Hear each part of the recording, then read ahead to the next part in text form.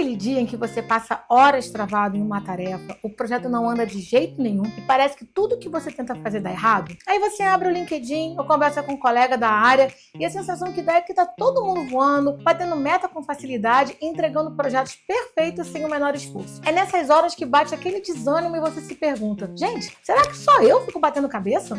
Será que todo mundo é mais produtivo e seguro do que eu? No fundo, quase todo mundo passa por isso em algum momento da carreira, mas quase ninguém tem coragem de falar sobre isso abertamente. É aquela mania que a gente tem de ficar se comparando no trabalho e principalmente de comparar o nosso dia a dia com todos os nossos problemas com o do outro. Olá, o meu nome é Tatiane Carrillo e eu continuo aqui substituindo o Bruno por alguns episódios do podcast Spoilers da Vida.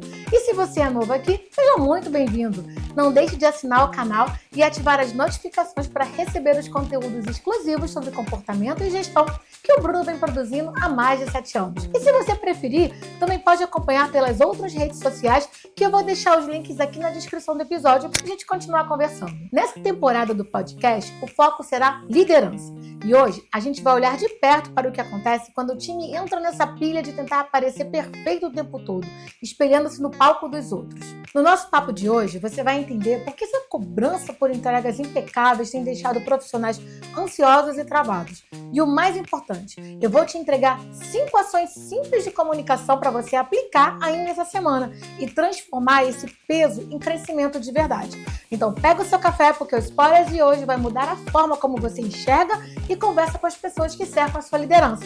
Bora?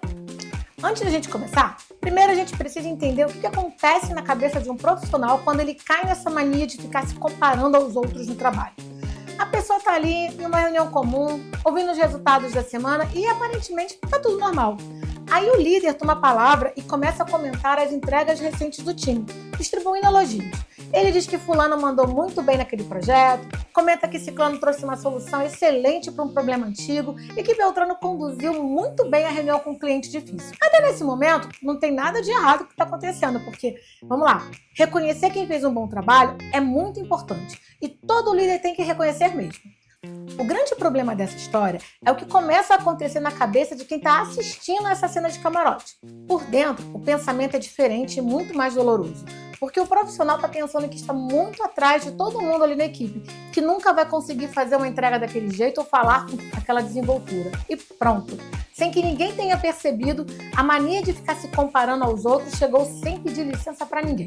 E o grande erro que a gente comete nessa hora é justamente tentar comparar o nosso bastidor com o palco do outro. Sem perceber, a gente acaba colocando o que sente por dentro com aquilo que o colega decide mostrar por fora, comparando o nosso processo ali bagunçado com aquele resultado bonito que apareceu na reunião. Só que fazer isso é uma baita injustiça para a nossa própria jornada, porque o palco do outro sempre vem com muita luz, mostrando apenas a parte que deu certo, a frase bem falada, o slide que foi revisado e o elogio público. O bastidor não tem nada dessa iluminação bonita e editada. O bastidor tem dúvida, tem erro, tem conversa difícil, noite mal dormida, ajuste de última hora e um medo constante de que não vai dar conta. A grande questão é que ninguém vê o bastidor do outro. Nós só assistimos ao aplauso final e esquecemos completamente do ensaio que aconteceu por trás. É por causa desse esquecimento que a gente começa a medir a nossa vida profissional com uma régua completamente torta, tentando comparar o nosso dia a dia com o momento do outro. E eu quero deixar uma coisa bem clara aqui, porque olhar para quem manda bem e tem boas entregas não é o problema dessa história. A gente aprende muito observando o trabalho dos outros e é super saudável ver um colega apresentando bem e pensar: como eu consigo ter essa oratória? Ou notar a calma de alguém negociando e usar isso para modelar o seu próprio comportamento. Ver uma pessoa organizando as prioridades e entender como aquele processo pode ajudar o seu dia. Porque tudo isso faz parte de um crescimento maduro de um ambiente colaborativo. O problema de verdade aparece quando a referência deixa de ser um aprendizado e se transforma em uma cobrança interna. É aquele momento em que o profissional para de perguntar o que pode aprender com o sucesso do outro e começa a se questionar sobre o que tem de errado com ele mesmo. E a gente acaba se perdendo nisso, porque uma coisa é se inspirar em alguém e outra completamente diferente é usar o sucesso dessa pessoa como uma prova definitiva de que você não é suficiente. Dentro do ambiente corporativo, isso é muito comum, principalmente naquelas empresas que adoram repetir palavras da moda, como alta performance, resultado, protagonismo. Essas palavras podem ser motivadoras, mas dependendo de como a liderança usa no dia a dia, elas colocam a equipe em estado de alerta. O time começa a achar que precisa estar sempre pronto, sempre seguro e com uma resposta impecável na ponta da língua para qualquer situação. Só que o grande spoiler da vida é que ninguém vive assim o tempo todo, e nem quem parece viver. A gente esquece que aquela pessoa que fala super bem na reunião, geralmente é porque já travou várias vezes antes. Quem parece confiante é porque já treinou aquela conversa várias vezes. E quem entrega rápido é porque já errou o prazo, passou aperto e aprendeu na marra. Existe um histórico que a gente simplesmente deleta da mente na hora de olhar para o momento bonito do colega, achando que aquele recorte representa a pessoa inteira, quando na verdade é apenas uma edição muito bem feita. Quando essa mania de ficar se comparando ganha espaço e se instala na cultura de uma área, a pessoa muda de comportamento. E o líder precisa ficar atento a isso, porque essa mudança não acontece de uma vez, não tem aviso. A transformação, ela acontece no dia a dia. Aquela pessoa que antes participava das discussões começa a ficar mais quieta cada semana. Deixa de trazer ideias novas porque assume que alguém vai fazer uma proposta melhor do que a dele. Para de pedir ajuda porque tem medo de parecer despreparado na frente dos colegas. Começa a evitar assumir uma entrega nova ou um desafio porque pensa que se errar, vai ficar mal na foto e a liderança vai ver. E isso é um sinal de alerta para quem está na liderança, porque o gestor costuma olhar para esse recuo e interpretar o silêncio de forma errada. O líder assume que aquela postura é falta de interesse, preguiça, acomodismo, porque a pessoa não quer crescer na carreira. E na maioria das vezes, o liderado quer crescer, só que ele está paralisado pelo medo. Medo de ser comparado, medo de não estar no nível do que esperam dele, ou de fazer uma pergunta simples e alguém julgar a sua capacidade. É nesse silêncio que muita gente boa acaba se escondendo, não por falta de potencial técnico, mas porque começa a acreditar na mentira de que só tem valor quem já nasce pronto. O líder não tem como controlar o que passa na cabeça de ninguém, e seria ingenuidade achar que dá para impedir alguém de se comparar. Até porque cada um chega no trabalho carregando a sua própria história. Tem gente que passou a vida tentando provar valor, pessoas que aprenderam que errar era perigoso e profissionais que só se sentem reconhecidos quando fazem muito mais que acima da média. O líder não consegue resolver esse comportamento de uma hora para outra, mas ele dita o tom do ambiente. O jeito que reconhece alguém, a forma como cobra resultados e a maneira como reage ao erro moldam o clima da área. Às vezes, uma frase simples pode acender um gatilho de comparação. Falar para fazer igual ao colega, comentar sobre como o outro resolve tudo rápido, ou dizer que a equipe precisa acompanhar o ritmo de um profissional são atitudes bem complicadas. Pode ser que a intenção seja até de motivar, puxar o time para cima, mas na prática a mensagem que fica é outra. Quem escuta sente que não é bom bastante e que no fundo tem alguém fazendo melhor o papel que deveria ser seu. E diante desse sentimento, a pessoa não melhora, ela passa a se defender. Ela começa a trabalhar com medo de errar, esconde as suas dificuldades reais e gasta energia para parecer que está tudo bem, mesmo quando precisa de ajuda. Desenvolver pessoas não é colocar uma contra a outra, mas sim ajudar cada profissional a entender o seu próprio ponto de partida, construindo um ambiente onde uma boa entrega vira aprendizado coletivo e não motivo para alguém se sentir menor. O líder não precisa parar de reconhecer quem entrega bons resultados. O reconhecimento é parte da gestão e as pessoas precisam saber que o trabalho delas é visto. A diferença está no jeito de fazer isso. Se o líder só mostra o palco, ele acaba criando personagens intocáveis no time. Cria a imagem da pessoa que sempre dá conta, que sempre resolve tudo com facilidade e que nunca falha. Isso gera um peso para todo mundo. Peso para quem está olhando de fora, porque a pessoa pensa que nunca vai chegar naquele nível, e peso para quem foi elogiado, porque sente que não tem mais espaço para errar. Para quebrar esse ciclo, o bastidor precisa aparecer. Quando alguém fizer uma entrega boa, em vez de celebrar apenas o troféu, o líder pode perguntar como que a pessoa chegou lá. Vale questionar o que foi difícil no caminho, qual ajuste ela precisou fazer, se teve algum imprevisto, o que ela aprendeu e que ela pode compartilhar com o restante do time. Essa mudança simples tira a aura da perfeição do resultado. Quando a equipe enxerga que o sucesso envolve tentativa, erro e ajuste, a comparação ela perde a força. O profissional percebe que o colega não é seu pronto, mas que ele construiu o resultado com esforço e tentativas. E isso abre uma porta, porque ele entende que existe um caminho. Sem mostrar o percurso, o destaque vira peso, e com o caminho visível, ele vira referência de aprendizado. Antes de qualquer líder pensar em ferramenta ou dinâmica para motivar a galera, vale a pena fazer uma pergunta bem simples. No seu time, o sucesso de uma pessoa inspira ou diminui os outros? Repara no clima da sua próxima reunião. Quando alguém é elogiado abertamente, o time fica curioso para aprender o que foi feito ou fica quieto? Quando alguém recebe uma oportunidade, as pessoas entendem o critério ou começam a criar teorias no privado? Quando uma boa entrega aparece, o bastidor é compartilhado ou só o gráfico bonito ganha destaque? Esses sinais dizem muito sobre a saúde da sua gestão. Um time saudável não é aquele onde ninguém se compara, porque isso simplesmente não existe. Um time saudável é aquele onde a comparação não vira vergonha, onde o sucesso de alguém não é lido como uma ameaça e onde o destaque de uma pessoa não apaga o valor de quem está à sua volta. É o lugar onde cada um consegue olhar para o seu próprio desenvolvimento com honestidade e muito menos peso. E essa transformação, ela começa pela liderança, no jeito de falar, de reconhecer e de corrigir. Mas se a gente quer mudar essa régua e ajudar o time a parar de ficar olhando para o lado, precisamos entender o que está por trás dessa necessidade tão humana de buscar a aprovação. Afinal, por que temos essa tendência de nos comparar com os outros a ponto de machucar a nossa própria confiança? A comparação começa antes mesmo da gente perceber. Às vezes você nem queria entrar muito nessa pilha. Estava ali fazendo o seu trabalho, tentando dar conta do dia, quando alguém ganha uma oportunidade ou aparece numa reunião com uma entrega muito boa. De repente bate aquela coisinha lá no fundo. Não é inveja necessariamente, nem falta de maturidade ou maldade. É uma pergunta pequena, meio chata, que aparece lá no fundo. E eu? Eu tô bem?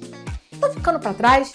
Meu trabalho está sendo visto? Esse sentimento é mais comum do que parece. A gente se mede pelo grupo o tempo todo, seja na escola, na família, no trabalho, nas redes sociais ou nas amizades. A gente observa quem é aceito, quem é valorizado e quem parece estar indo muito melhor. No trabalho, isso fica mais sensível porque tem reconhecimento, salário, visibilidade. Ninguém gosta de se sentir invisível.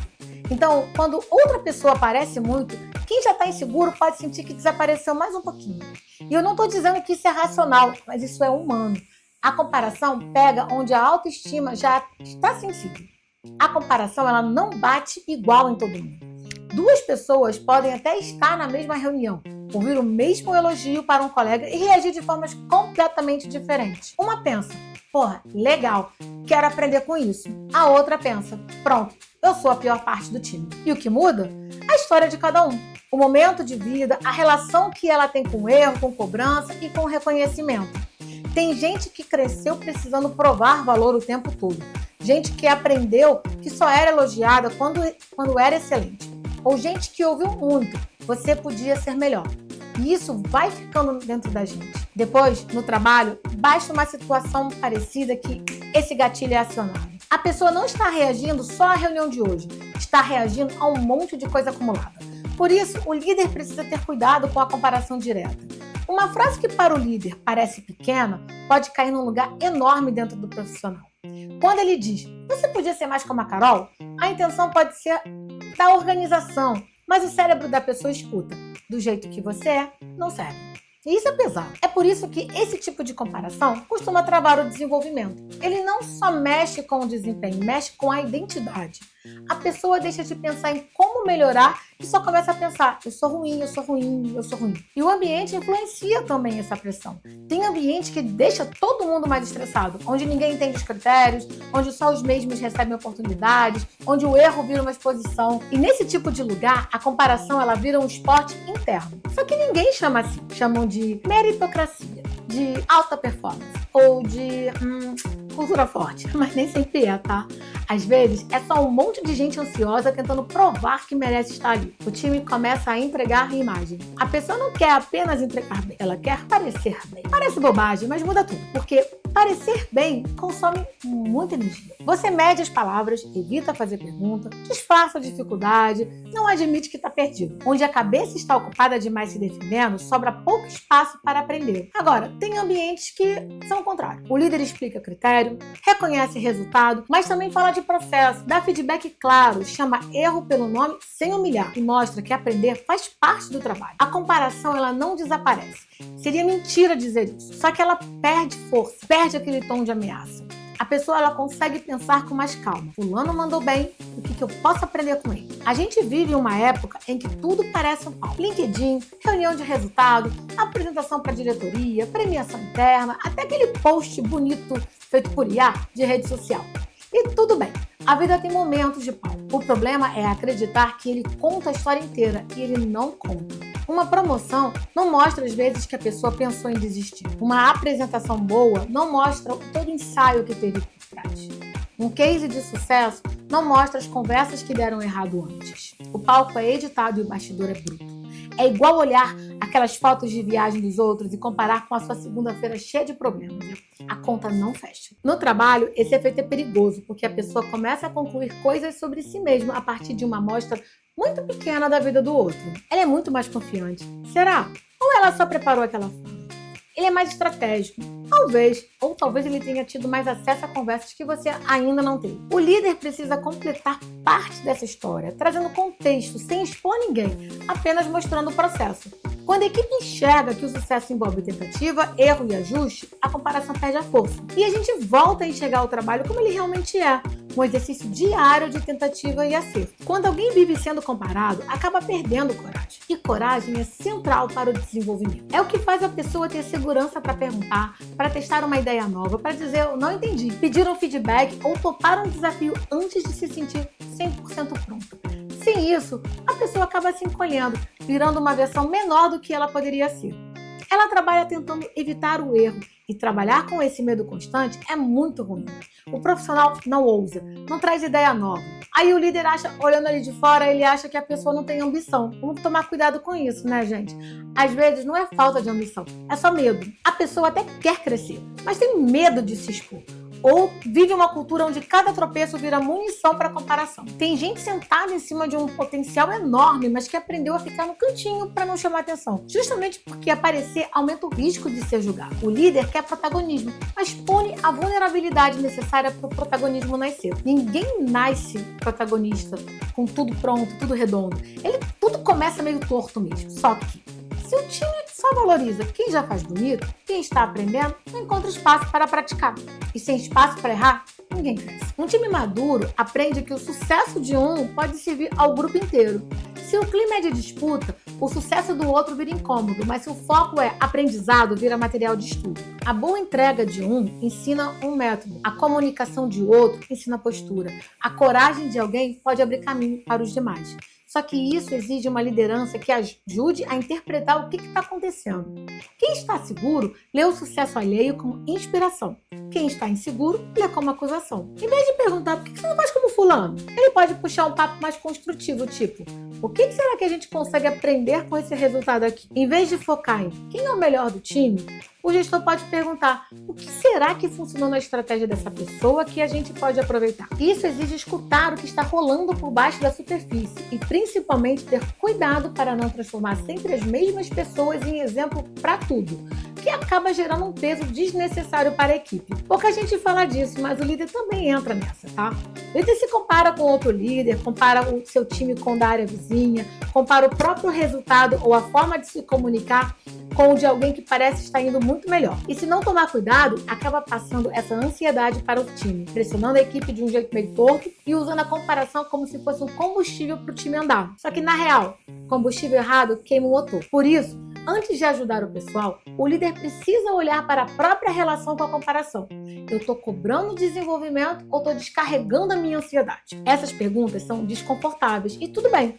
Liderança sem desconforto vira um personagem e que ninguém consegue sustentar esse papel por muito tempo. Comparação não se resolve com um discurso bonito.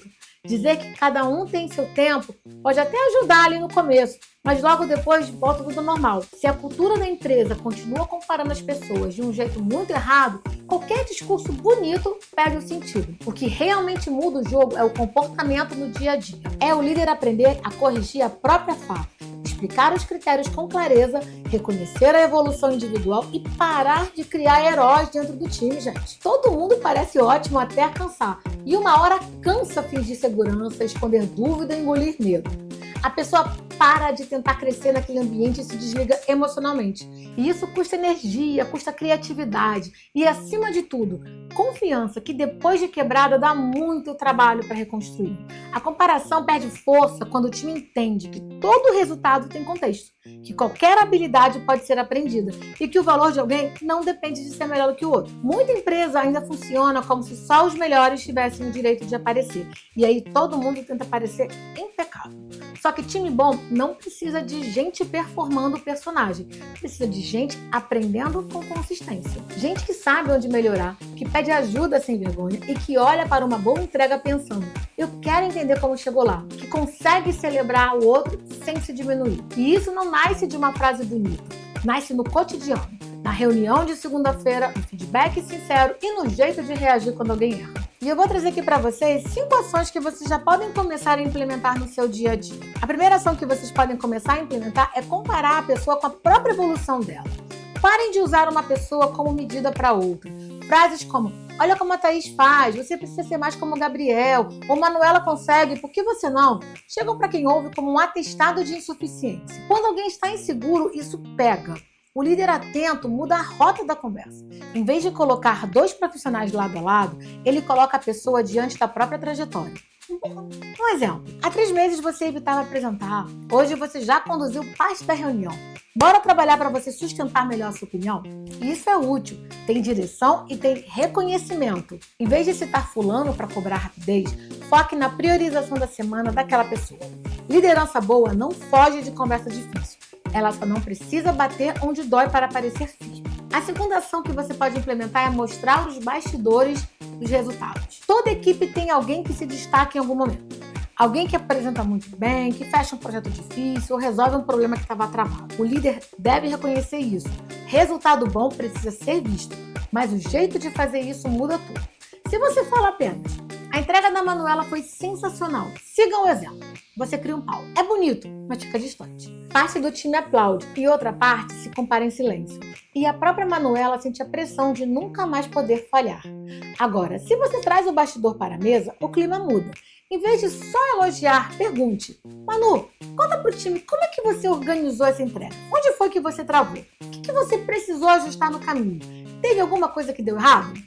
Essa é uma conversa muito mais rica. As pessoas começam a perceber que aquela entrega bonita teve dúvida, correção e ajuda de terceiros. E isso humaniza o resultado e aproxima o time. Muita gente olha para quem entrega e cria uma fantasia de que a pessoa nasceu para aquilo ou que tem um talento divino. Ela pode até ter essa habilidade, mas quase sempre existe um caminho suado por trás. E isso não diminui o mérito de quem fez.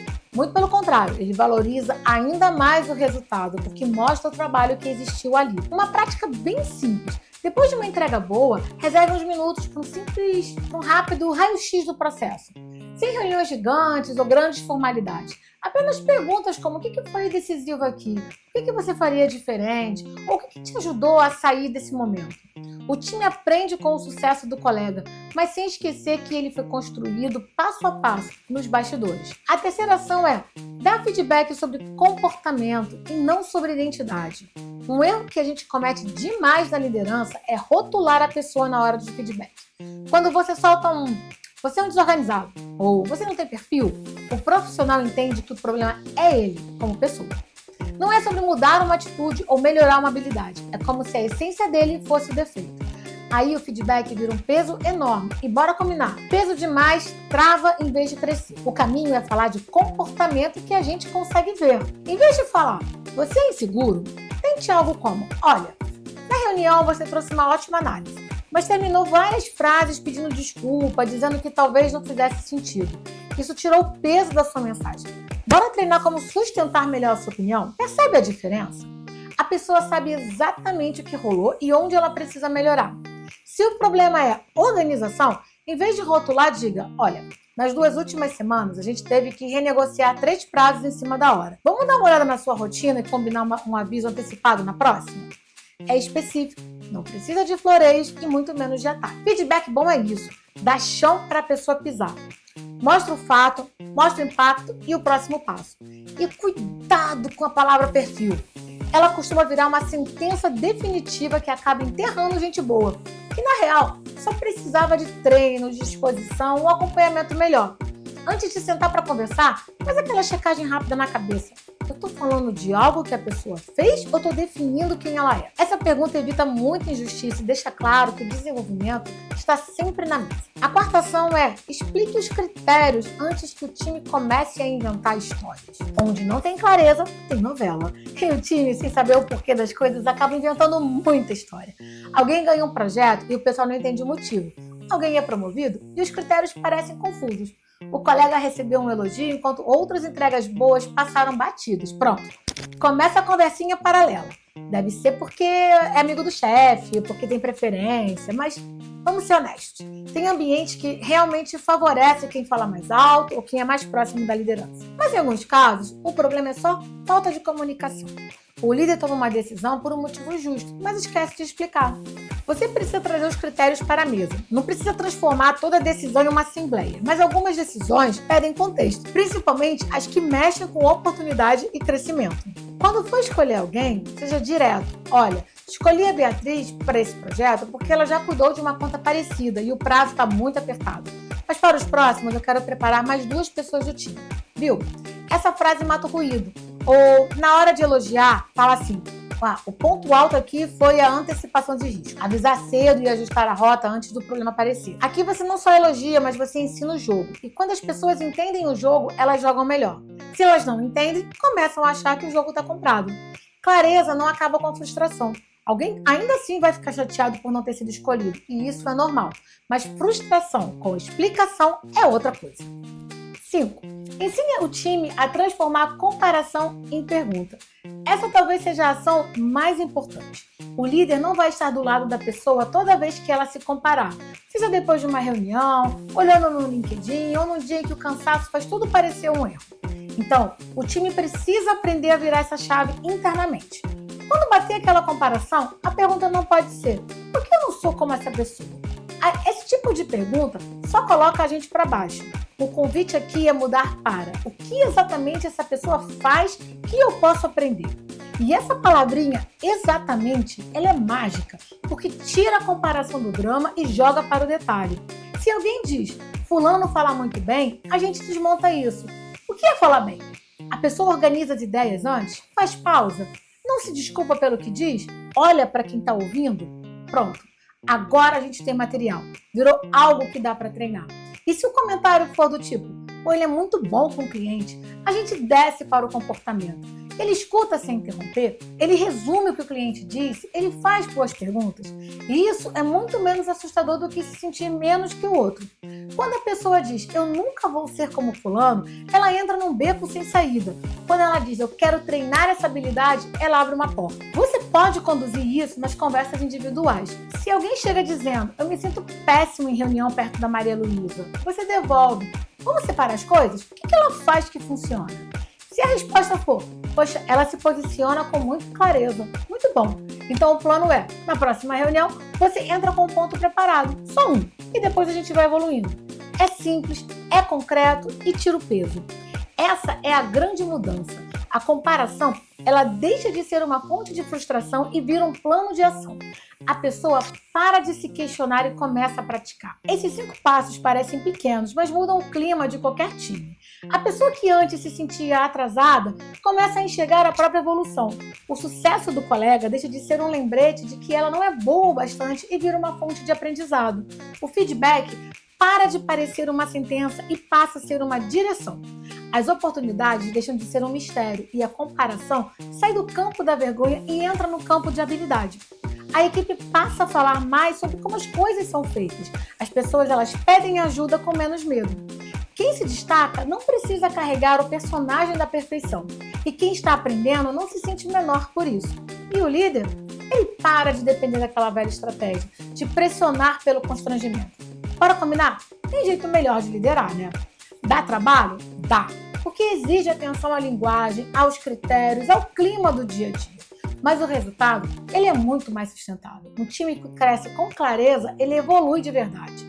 Quem cresce pelo medo, ele até corre, mas corre tenso. E a gente tensa, uma hora cansa e vai embora. O desenvolvimento não precisa ser um campo minado. Ele pode ser exigente sim, mas com direção. com conversa honesta, critério e espaço para todo mundo aprender, sem precisar ficar fingindo o tempo todo. É criar um lugar onde o sucesso de um não diminui ninguém. E antes de a gente continuar, eu vou te pedir um favor. Se você está gostando desse episódio, curte, compartilha e deixe seu review. E se você não for assinante do nosso canal, assina e ativa as notificações. Assim você garante que vai receber toda semana aquele conteúdo exclusivo que a gente prepara para alugar um triplex na sua cabeça. No final das contas, a comparação é isso. A pessoa olha para o resultado bonito do outro e usa aquilo como munição para bater no próprio processo. Ela vê a fala segura de alguém na reunião, mas não vê o treino que rolou antes. Ela vê o elogio público, mas não faz ideia dos feedbacks difíceis que aquela pessoa recebeu no caminho.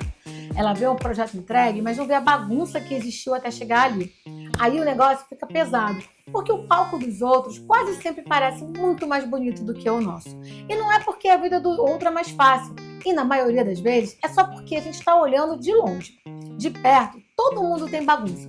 Todo mundo. Tem gente que disfarça melhor, que fala com firmeza, mesmo estando inseguro e que aprendeu a agir com calma. Tem gente que já apanhou tanto de situações parecidas que hoje o trabalho parece natural. Mas ninguém nasceu pronto para tudo. Essa ideia precisa circular dentro dos times. E eu não estou falando de pendurar a frase motivacional bonitinha na parede. É prática mesmo, porque tem muita gente boa se diminuindo em silêncio. Gente competente, gente dedicada e que quer crescer. Só que o sujeito olha para o lado e acha que todo mundo ao redor está muito mais avançado, está muito mais seguro, muito mais estratégico e muito mais interessante. E se a liderança não presta atenção, o ambiente ele começa a perder essas pessoas antes mesmo delas entregarem a carta de demissão. A pessoa continua na cadeira, mas já está bem menor. Fala menos, arrisca menos, pede menos ajuda. Entrega o que precisa, mas sem aquele brilho. Ela cumpre o papel, mas vai se afastando emocionalmente. E o pior, isso não aparece de cara em nenhum slide, a gente só percebe depois. Quando a criatividade começa a cair, quando a colaboração esfria ou quando só os mesmos aparecem para o jogo. O time, ele parece funcionar, mas no fundo, ninguém está realmente inteiro. Então, bora direto da próxima vez que alguém do time mandar bem, reconheça, mas foque no processo. Pergunte como a pessoa chegou lá. Aponte o comportamento que funcionou e transforme aquele resultado em aprendizado para todos. Quando alguém estiver abaixo do esperado, não compare com a outra pessoa. Lembre o combinado, fale do impacto e do próximo passo. Quando for distribuir uma oportunidade, explique o critério. Não deixe o time preencher o silêncio com insegurança. E se perceber alguém se diminuindo, ajude essa pessoa a sair do "eu nunca vou ser assim" e entrar no "qual habilidade eu posso treinar". A comparação ela perde força quando existe clareza, contexto e quando você troca o rótulo pela orientação. No fundo, a gente não precisa apagar o palco de ninguém para proteger o bastidor do outro. Só precisamos lembrar que todo palco tem um bastidor. Comece hoje. Repare nas suas frases. Veja se os elogios estão ensinando ou criando disputas. E repare se a cobrança está dando um caminho ou apenas gerando medo. Afinal de contas, você não precisa apagar o palco de ninguém para iluminar o seu próprio caminho. E eu te vejo no próximo episódio. Um abraço e até lá!